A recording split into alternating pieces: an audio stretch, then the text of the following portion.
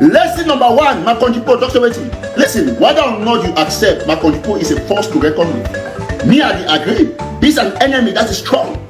So we got to be technical to what they do. We thank my country people for the wonderful job. Now, we'll go ahead. Una listen. Now, the UN trusteeship agreement does not call on a plebiscite. How did the people of Southern Cameroon suddenly find themselves with a plebiscite? They really shouldn't have been a plebiscite. Well, this was one of some of the maneuvers which the British were using. If there was no plebiscite, they wouldn't have been. They would not have had opportunity to try to force us to get into Nigeria. They created the same situation in Togo, British Togoland. The transition agreement says you lead the people to self-government or independence. But of course, there's a place there according to the wishes of the people. Now, that is a clash.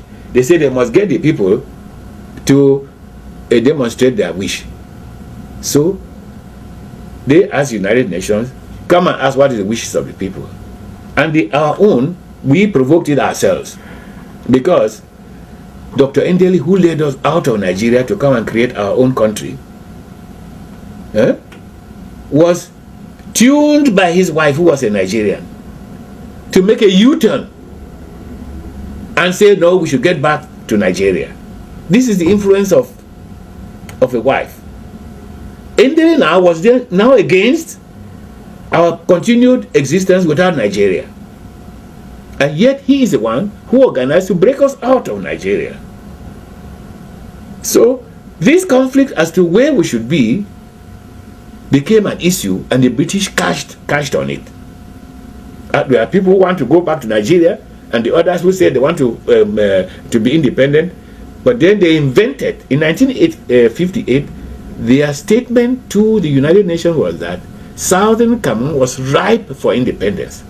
And because it is being ruled from Nigeria, there will have to be they have to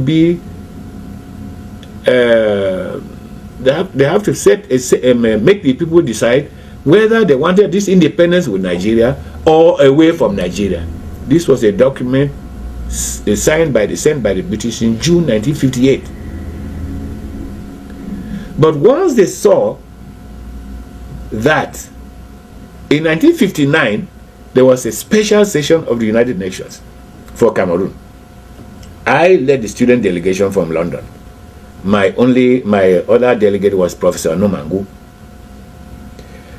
And there, the African bloc succeeded in getting Ndeli and Foncha to sign a document saying, because the British had insisted that there should be two plebiscites. One to ask us whether we wanted to leave Nigeria or not. And if we agreed that we're going to leave Nigeria, then another plebiscite, whether we want to be unified with the Republic of Cameroon or to stay by ourselves or to join Nigeria. Can you imagine? All that was to make sure that they churn us until somewhere they have a small majority for joining Nigeria. Now, but this woman stole a match. Mrs. Angie Brooks of Liberia, she was the chairperson of the African bloc. They got these two people to sign that there is no need conducting a plebiscite about whether we should leave Nigeria or not. We have declared today that we have left Nigeria. You see what unity can bring? Once these signatures of Foncha and the leader of opposition were on the table at the UN cancelled everything the British were saying about an election as to whether you're coming out of Nigeria or not. If they had signed another one, that there is no need for a plebiscite to go to Nigeria or the Republic of Cameroon, we would have got our independence. Foncha was asked, when is it you want trusteeship to be terminated? That is to say, when do you want independence? Foncha said, oh, we want the British to stay on for a short time. That is what brought a clash between the Students' Union and Foncha. They asked him, how short? How many days? How many weeks? How many months? How many years? Oh, a short time. What short time? What are you talking about short time? The African bloc that linked up with the Arab bloc and the they were so ashamed that this was an African leader who comes and insists on perpetuating colonialism. This was the biggest disgrace we ever had internationally, insisting that colonialism should continue, whereas the UN was out to decolonize Africa. So this is the type of leadership we've had from day one, especially headed by Foncha. So when this thing took place, as you were asking, why did they not do something about it? Best thing is to ask the man, but he's dead now. Why didn't you go to United Nations and say, what have you done? You asked us to vote for one thing, and you allow another country to come and occupy us. So that is the kind of leaders we have had with the John Go Foncha and the EML Ndele. So when you hear a person like Fongum Gojidinka, they talk, they talk like a lay person. Now person this way, it be present at the fourth committee when they will debate this thing before the plebiscite itself. Now people in this way, they know these things because they participated in these things. You hear which way they talk, a damning report of which way they happen. Also remember, this one, it be before Cameroon get independence, before Nigeria get independence. France, get no contribution to this. The problem has always been our own leaders, their own ineptitude, their own infighting amongst themselves has always been the curse of the people them from that geographical space. Now infighting. The northwest versus the southwest divide. That is the curse of the Anglophones, where it don't always hold we back from progressing. So when I don't hear how Fongum Gojidinka narrate how when Ndele and Foncha they be agree, they be get whatever they want.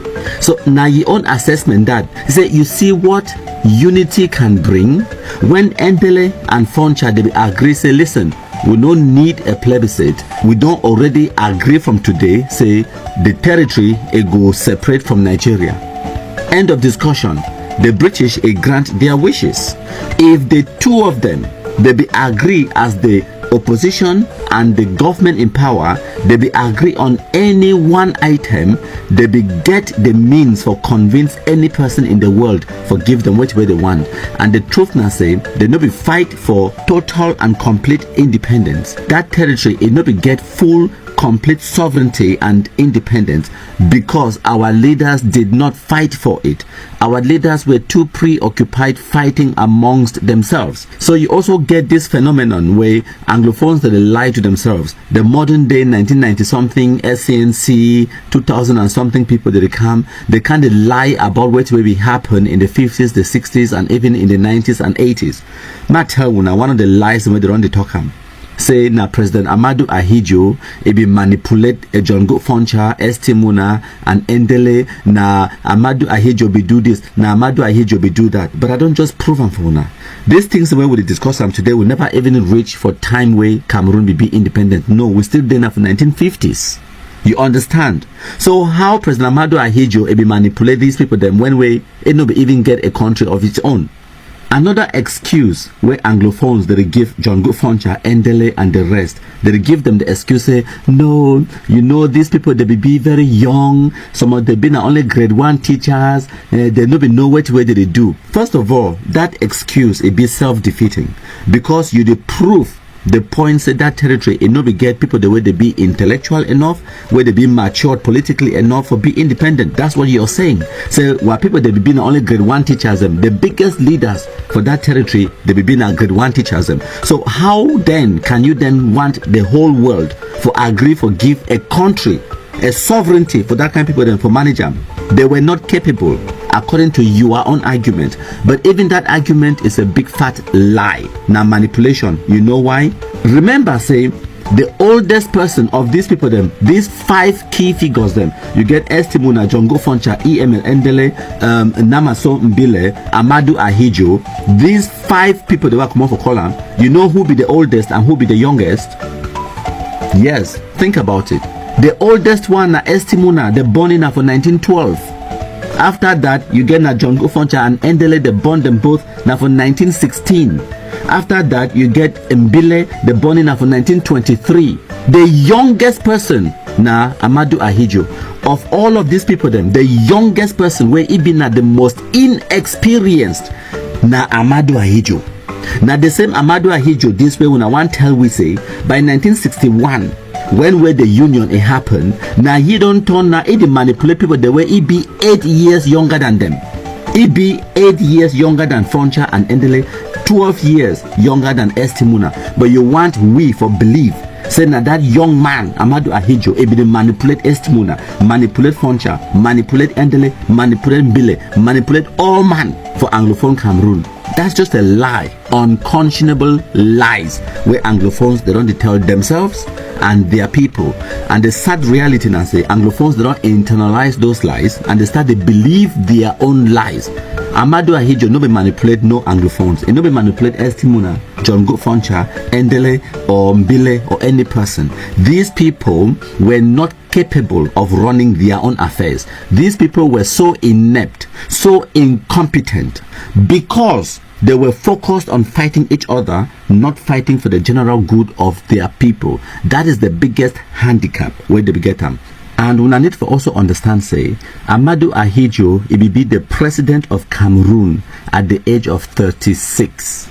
Meanwhile, for 1951, when Estimuna, John Foncha, and Endele be elected to the Nigerian House of Assembly for Enugu, Estimuna don't already be 39 years old as the parliamentarian.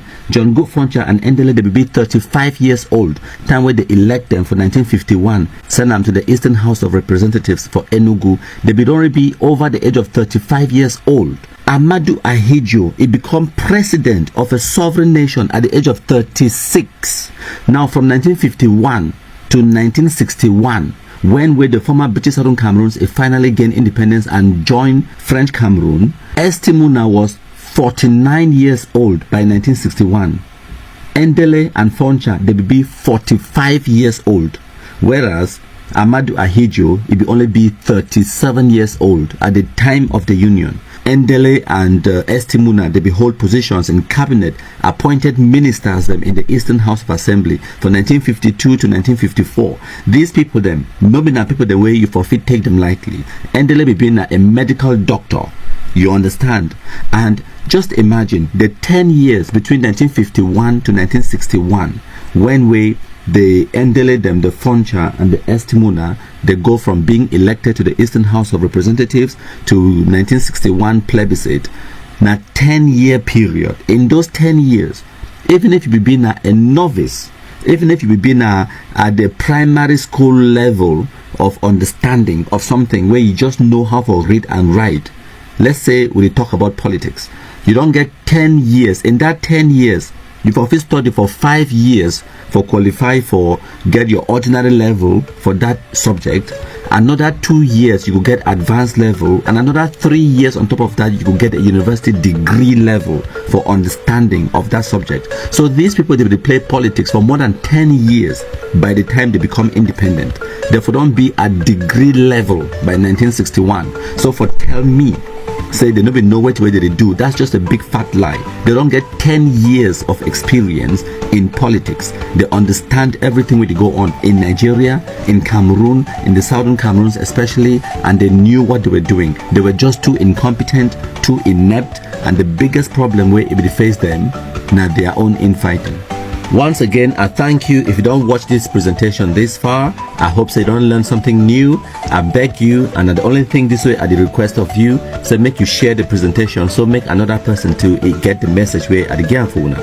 You know, say una countryman, the Kumkumasa, the Igwe, the king of all the black legs, we they like MTN everywhere you go, and we provide una service for free. You need to pay me for this thing, for this presentation, and this free lesson where I give you. The only thing where I request for una, na say make una share them so that the next person it will also get the same information and it will learn one or two things then.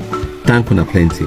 So this document now still the United Nations General Assembly and the 4th committee. This one now 890th meeting, Wednesday the 30th of September 1959 for New York at 3:10 p.m. where this meeting will be held. So make I go straight to the agenda item. I don't highlight some important parts them for reading for una. So una fisiam the agenda item, the day for here, but the one where I highlight on now item number 41, where they be discuss about the future of the trust territory of the Cameroons under United Kingdom administration. Continue, and then but this important one, the request for a supplementary hearing.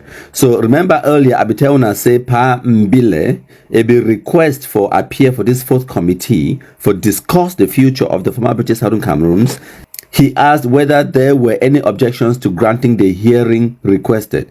So the committee be decide for grantee the hearing. So now NM Bile it don't jump on top table for give a petition and answer questions from the people the way they could decide the future of the Cameroons under United Kingdom administration, where Southern Cameroons be being a part of that territory.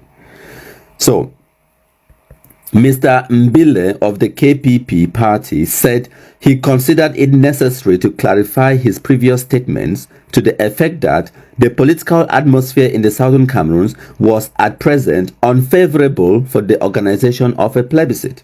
As a result of the recent elections and of the change of government, the feelings of the Cameroonian people were running too high for them to be able to express their wishes freely and objectively. So basically, they don't get a new election and Ndele don't losses, Foncha win. So now Ndele ye partner. Mbile, you don't come now for United Nations. We can't tell them, say, no, may we no hold plebiscite just yet. Because people, they still vex. Because tensions are high. Nobody at the right time days for hold plebiscite. So, he continued for talk say, the territory's future was too important for it to be decided by the throw of a dice. Moreover, it was equally wrong to claim that the people of the Southern Cameroons had not yet attained political maturity. The same situation could arise even in more advanced countries. So, any talk now, any tribe can defend defend themselves by saying that, for example, the representative of Ghana and other African nations, where they will tell them, say, you people haven't attained maturity. You are not ready for independence. If you can't talk for you, say, it is wrong to claim that the people of Southern Cameroon have not attained political maturity. It's the same situation where they find themselves in, if it be if it arise in even more advanced countries than the infighting. That's the situation it talk about. The infighting between KPP and the KNC political party, and Ndele versus Foncha. Now the infighting that way it can't defend themselves. So now Mr. Capio, the representative for the Philippines, it asked NMBile now if it go want the plebiscite to be postponed, and if so, for how long? So paragraph 7 here, Mr. Mbile of KPP is considering that in view of the situation, it was reasonable to postpone the plebiscite since the issue of independence, the issue is of capital importance. The independence of Southern Cameroon was at stake. It was only reasonable, it was only right that postponement should be for the shortest possible period. Hey, I don't die. Yeah, people, the way they want to lead a country.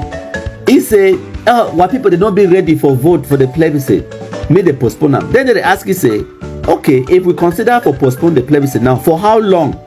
Yeah, he respond, the shortest possible period. How short is a piece of string? Who knows? They were not ready. Was it 1 week, 1 year, 10 years? No idea. Who knows? There is no adult in the room. You understand? So you see how frustrating it was dealing with the politicians from the former British Southern Cameroons. So now Mr. Capio from the Philippines, he asked the petitioner to explain what he meant by the shortest possible. Somewhere Sako, quick on the two. I never like for coach people that tribes, but believe me, back with the man, I put question mark with it. Mama mia, man talk like Tapang. Hi, malokala kalando kandamba kayanda zundo mbanongo no. It's all right. It's all right. Yeah. Now our leaders than this. Now the guy from Philippines they ask, he said, what do you mean by the shortest possible period of time? What do you mean? Have you even thought about this? Now wait this way, Mr. Mbile, he talk. it recalls say, if the circumstances had been normal, the Southern Cameroons would have attained independence on the 1st of October 1960 at the same time as Nigeria. But complications had arisen because elections had been held and a new government with new ideas had come into power. It would therefore be desirable to postpone the date of plebiscite in the Southern Cameroons to 1 year or at the most 18 months from now. So wait the way Pambile the talk now na 70. Them with Ndele, they be just want for integrate with Nigeria so that by the 1st of October 1960, as Nigeria gain independence, we too will just gain independence as an integral part of Nigeria. Now wait that way it be happen with British Togoland.